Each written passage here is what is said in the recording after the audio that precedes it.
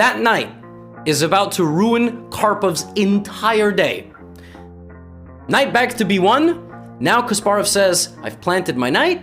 Pawn to h6. I'm attacking your bishop. What are you going to do about it? Okay, of course, you're going to maintain the pin. Queenside attack, pawn to b4. Your knight moves to attack my bishop, and I slide out of there. And now you have a new problem. Your knight on b1 is trapped. Your knight on a4 is trapped. One pawn stops two knights. Have you ever seen something like that? Also, by the way, this entire time, your bishop is staring into your own pawn. It's almost as if you wish you can take it off the board, but you can't. It's your pawn to live with. So now bishop back to g3. I want to trade some pieces. Garry's like, sure, let's trade pieces. Look at my rooks, by the way. Have you ever seen two rooks see the entire length of the board and no one can do anything about it because the knight controls both of the opponent's moves? Octopus knight, baby. And here we have b3. b3 is maybe trying to bring this knight back and trade the octopus knight. So what does Garry do? g5. Bishop takes d6, queen takes d6, g3. Oh, you want to stop my escape route? Oh, that's very nice. Knight to d7. My knight is now rerouting. I'm going to go to e5, and I'm going to bully your light squares on this side of the board. Bishop back to g2, queen f6. Also, for good measure, you can now no longer move your knight to b2. Your knights are still trapped.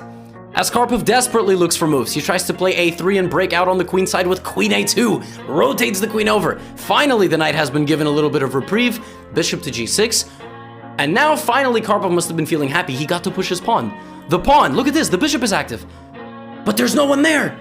The pieces arriving on the queen side, there's nothing there, it's been vacated.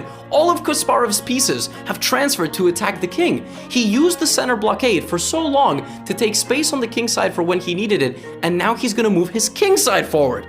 f3, he wins this damn pawn. By the way, can we just address the fact that this knight has lived here for the entire second half of this game? Okay, we have pawn takes on g4, check here, knight f6. That's 32 moves per player. But now Karpov has had enough because the king is about to be hunted. So he goes rook to f4, knight e4, and decides to sacrifice his queen for the knight. We have knight to f2 check opening up this, and that's it. That knight was so powerful, it required the monarch of the opponent to be sacrificed for it, and Kasparov finished this game off in style by bringing in the rook down the entire length of the board. And the final move of this game, obviously there are some tactics here. If you take my queen, I take this, you have all sorts of back rank problems.